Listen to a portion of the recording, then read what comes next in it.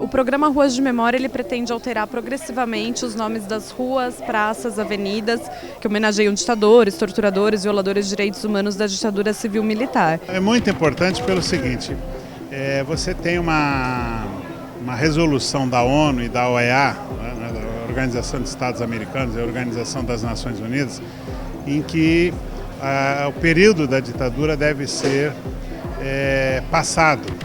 E para passar, você precisa parar de homenagear os criminosos e tem que homenagear as vítimas dos criminosos. Essa carga autoritária que gera pós-ditadura tem continuado no país. São desde nomes de ruas, instituições, uma série de coisas assim que representa a ditadura ainda e é colocado em locais inclusive que as pessoas nem sabem o que significa. Os moradores não merecem viver numa rua que homenageia um criminoso. Seria a mesma coisa que morar na rua Adolfo Hitler, né, que é um criminoso que todo mundo conhece. Porque o Alcides Sintra Bueno Filho não é tão conhecido, não diminui o crime que ele cometeu.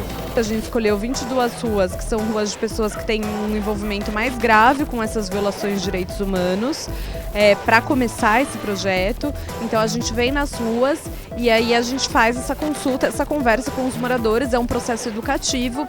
Eu acho muito interessante, você vê muitas crianças, você vê gente pintando coisas, você vê gente brincando, gente para discutir um assunto muito sério.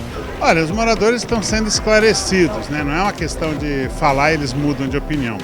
Tem um trabalho de esclarecimento, eu achei muito interessante, mesmo o cidadão que se coloca aparentemente contra a mudança, ele diz, eu acho que você tem que vir aqui para as pessoas conhecerem essa história.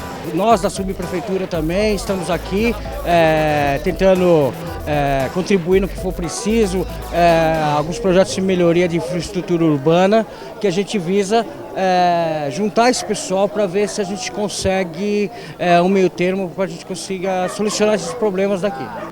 Eu acho que só das crianças aqui dessa rua chegar e falar para ela assim, eu moro na rua tal. Mas só que o nome de lá era outro nome, só que foi mudado por causa disso e disso. A criança quer saber. Ele vai falar o nome novo da rua dele e vai explicar o porquê que mudou. Só dele explicar o porquê que mudou, isso não vai ficar esquecido. Então a gente está vindo nas ruas, está conversando com os moradores, está sensibilizando eles sobre o que foi a ditadura, sobre as violações de direitos humanos que ocorreram no período. Está ouvindo também deles as dúvidas, as questões, os questionamentos, principalmente do ponto de vista burocrático, de como fazer depois se essas ruas mudarem de nomes. Não pode ser feita a revelia da vontade dos moradores, eles têm que concordar. Está sendo proposto uma coisa, vamos ver qual vai ser o resultado da decisão, eu acho que isso vai ser bem curioso a gente acompanhar e tomara que a população faça a escolha correta. Eu tô achando incrível, tá sendo uma experiência muito legal. A gente faz uma disciplina aqui de imersão profissional, que a gente está sempre buscando estar por dentro do que está acontecendo nas cidades da prefeitura e do terceiro setor. E a gente viu o que ia ter a atividade em relação aos nomes das ruas da ditadura e o nosso professor convidou a gente, junto com o pessoal da prefeitura, a gente acabou vindo aqui para conhecer um pouquinho mais da atividade de vocês. Olha, os nossos alunos são alunos do curso de Administração Pública, e aí eu acho que tem dois desafios importantes. Primeiro é que estudantes de Administração Pública precisam conhecer a história da Administração Pública brasileira, e uma parte da história da Administração Pública brasileira é num contexto de ditadura, num contexto de extrema repressão e de muita violência. Eu acho que esse é o primeiro ponto. O segundo ponto é que é uma experiência de participação popular.